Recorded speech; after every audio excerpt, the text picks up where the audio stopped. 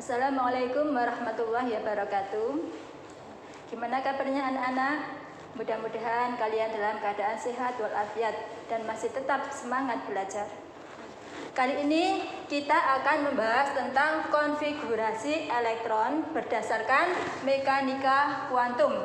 Yang sebelumnya kalian telah mempelajari konfigurasi elektron berdasarkan Bohr.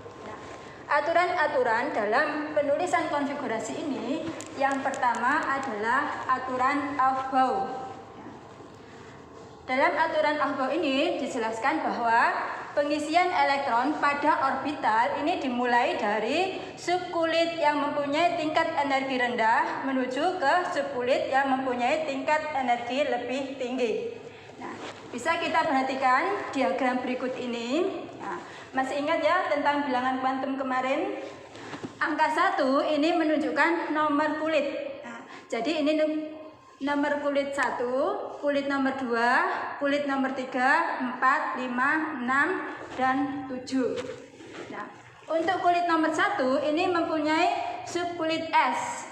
Kulit nomor 2 ya, terdiri dari subkulit S dan P. Kulit nomor 3 S, P, dan D. Kulit 4, 5, 6, dan 7 mempunyai 4 subkulit, yaitu S, P, D, dan F. Nah, urut-urutan dalam subkulit yang mempunyai tingkat energi rendah ke tingkat energi yang lebih tinggi ini dimulai dari 1S. Kita perhatikan arah panahnya ya. Jadi tingkat energi yang paling rendah dimulai dari 1S, setelah itu 2S, 2P, 3S, 3P, 4S, 3D, 4P, 5S, dan seterusnya. Kemudian aturan yang kedua adalah azas larangan Pauli. Ya, maksudnya di sini tidak boleh ada 2 elektron yang mempunyai 4 bilangan kuantum yang sama. Jadi misalkan ada 2 elektron yang mempunyai bilangan kuantum utama, azimut, dan magnetiknya sama, maka bilangan kuantum spinnya harus berbeda. Dengan demikian, dalam satu orbital ini maksimal berisi 2 elektron.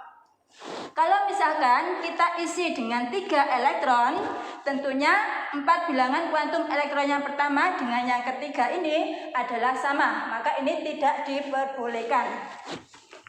Ya, jadi maksimal hanya berisi 2 elektron saja untuk satu orbital. Spinnya harus berbeda untuk mengatasi gaya tolak antara elektron yang satu dengan elektron yang lainnya. Nah, dengan demikian ya, untuk subkulit S ya, subkulit S kemarin ini kan mempunyai 1 orbital. 1 orbital maksimal berisi 2 elektron. Ya, maka untuk subkulit S ya, maksimal berisi 2 elektron. Untuk subkulit P ya, subkulit P mempunyai 3 orbital. 1 orbital maksimal berisi 2 elektron. Nah, berarti kalau ada 3 orbital, maka subkulit P ini mempunyai maksimal 6 elektron. Untuk subkulit D ya, mempunyai 5 orbital. Nah, 1 orbitalnya maksimal berisi 2 elektron. Nah, sehingga karena ada 5 orbital, maka subkulit D maksimal berisi 10 elektron. Sedangkan untuk subkulit F, dia mempunyai 7 orbital. 1 orbital berisi maksimal 2 elektron. Nah, berarti untuk subkulit F maksimal berisi 14 elektron. Sebagai contoh, misalkan ada atom Na, nomor atomnya adalah 11.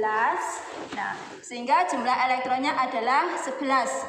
Nah, pengisian elektronnya ini dimulai dari subkulit yang punya tingkat energi yang terendah, yaitu dimulai dari 1s.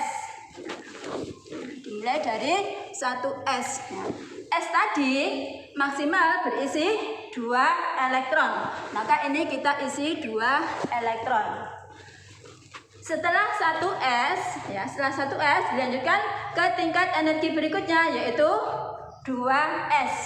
Nah, kita tulis ada 2s. S tadi maksimal berisi 2 elektron.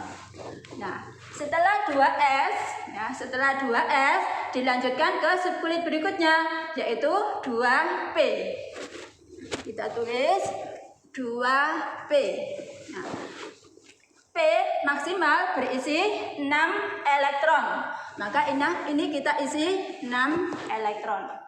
Nah, sehingga kalau kita hitung elektronnya sudah kita isikan, 2 tambah 2 ditambah 6. Jumlahnya ada 10. Tadi ada 11 elektron. Berarti masih ada satu lagi elektronnya. Nah, ini kita isikan setelah 2P ke 3S. Nah, 3S diisi 1, sehingga sudah pas jumlah elektronnya ada 11 elektron. Contoh lagi, misalkan ada Fe, nomor atomnya 26, jumlah elektronnya adalah 26. Nah, sama seperti tadi, yang kita isi dulu yaitu 1S. Nah, S maksimal berisi 2, setelah 1S dilanjutkan ke 2S. 2S maksimal berisi 2. Setelah 2S dilanjutkan ke 2P dan 3S. P maksimal berisi 6. S maksimal berisi 2. Nah, setelah 3S, ya, setelah 3S dilanjutkan ke 3P dan 4S. Ini ada 3P, P maksimal berisi 6, kemudian 4S, S maksimal berisi 2. Nah, berarti sekarang kita hitung dulu jumlah elektronnya, ini 10, ini 10, berarti sudah 20. Nah, masih ada 6 elektron lagi. Nah, maka setelah 4S, ya, setelah 4S dilanjutkan ke 3D. 3D.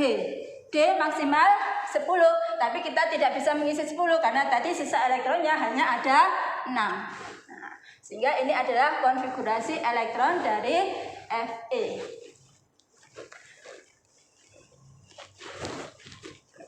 Kemudian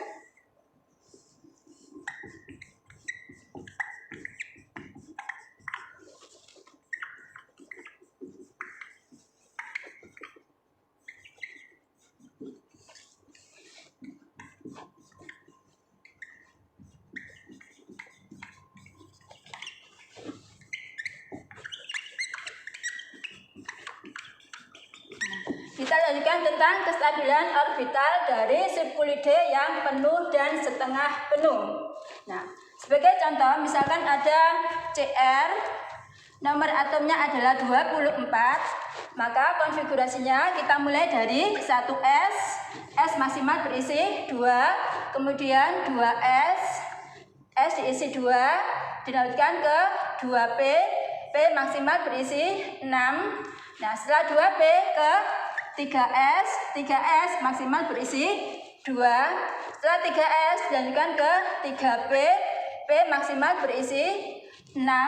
Dilanjutkan ke 4S, S tadi kan maksimal 2. Kemudian ke 3D. Nah, jumlahnya tadi kan 24 ya elektronnya. Nah, ini kalau kita jumlah semuanya ada 20 sehingga sisanya 4. Nah, subkulit D berisi 4, supaya bisa menjadi setengah penuh, berarti kan kurangnya hanya 1. Maka ini tidak boleh kita tulis 4, karena untuk yang setengah penuh sifatnya lebih stabil. Sehingga 1 elektron dari F kita pindah ke subkulit D, sehingga ini sisanya 1, ini menjadi 5. Nah, ini adalah konfigurasi untuk Cr, di mana tadi 3D-nya 4, supaya menjadi setengah penuh, maka satu elektron dari S kita pindah ke subkulit D, sehingga nanti akhirnya menjadi setengah penuh. Ini sifatnya lebih stabil. Kemudian contoh lagi, misalkan ada Cu, nomor atomnya 29, sehingga elektronnya juga ada 29. Nah, konfigurasinya yaitu 1s2, 2s2, 2p6, 3s2, 3p6. Nah, ini kan biasanya 4s maksimal 2, 3d, sisanya adalah 9. Nah, angka 9 ini kan hanya kurang 1 supaya dia bisa menjadi penuh 10. Nah, maka supaya menjadi 10, satu elektron dari S dipindah ke subkulit D. Nah, sehingga ini menjadi 1, ini menjadi 10. Nah, ini adalah konfigurasinya yang lebih stabil. Nah, ini dengan catatan bahwa untuk bisa menjadi penuh atau setengah penuh, kekurangannya hanya 1 elektron.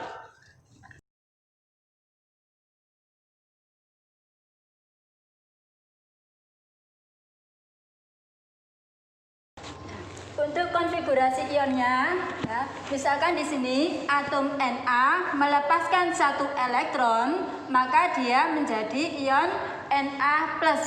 Yang semula elektronnya ada 11, dilepas 1, akhirnya elektronnya tinggal 10. Maka elektron yang dilepas ini adalah elektron yang terletak di kulit terluar.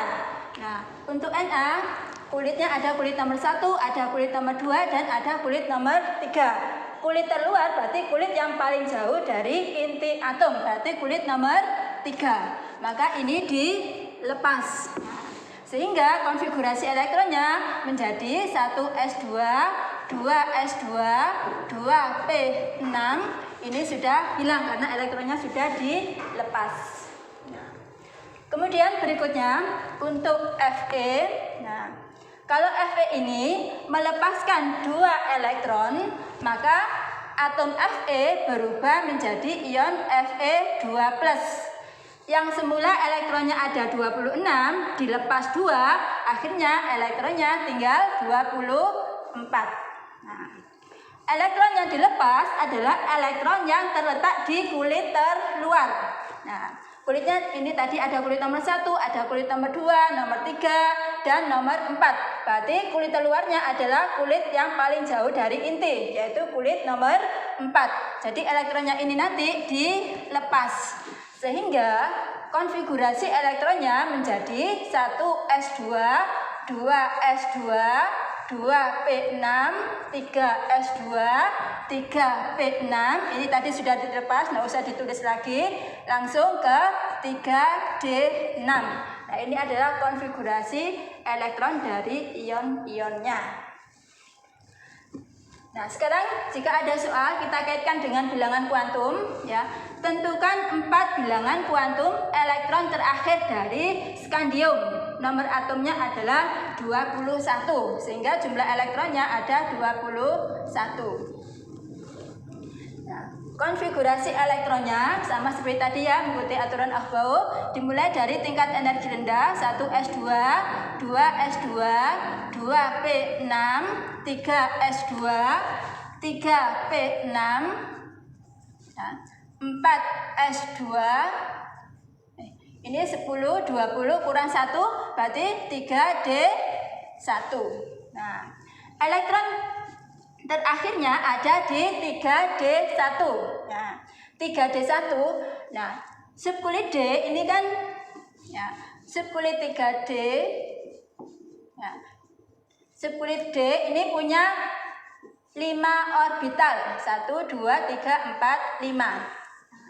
Dengan bilangan kuantum magnetiknya dari -2, -1, 0, +1, dan +2. Nah, sehingga dari sini kita bisa menentukan bilangan kuantumnya. Kemarin ada N. Nah, N ini ditunjukkan dari nomor kulitnya, yaitu kulit nomor 3. Kemudian L ini kita lihat dari subkulit D, di mana subkulit D mempunyai bilangan kuantum azimut adalah 2.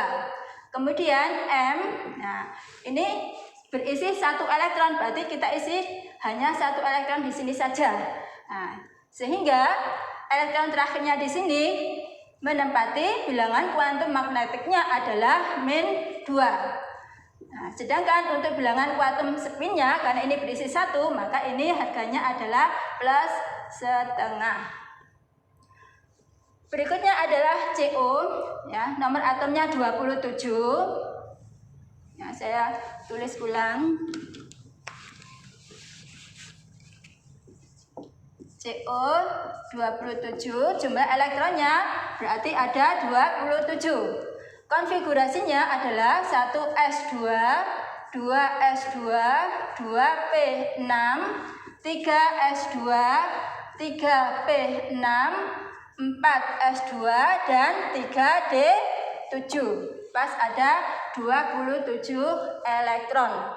Nah, jadi elektron terakhirnya ada di 3d7. Ya, 3d7. Nah, untuk bilangan kuantum utamanya, ya, ini menunjukkan nomor kulit, yaitu kulit nomor 3. Nah, kemudian bilangan kuantum azimutnya, karena di sini D, maka bilangan kuantum azimutnya adalah 2. Sedangkan untuk bilangan kuantum magnetiknya D, ya, D tadi punya 5 orbital. 1, 2, 3, 4, 5. Nah, mempunyai 7 elektron. Nah, ini kita tulis 1 sesuai dengan aturan Han kemarin, ya, pada waktu kita belajar bilangan kuantum. 1, 2, 3, 4, 5, 6, 7. Berarti ini adalah elektron terakhirnya yang saya kasih garis tebal. Ini dimulai dari -2, -1, 0, +1, +2. Nah, terakhirnya di sini menempati bilangan kuantum magnetik -1. Nah, sementara bilangan kuantum spinnya, nah, ingat ya, kalau berisi 2 elektron dalam 1 orbital, yang pertama +1/2, yang kedua berarti -1/2. Demikian pembahasan kita kali ini, semoga bermanfaat. Saya akhiri, wassalamualaikum warahmatullahi wabarakatuh.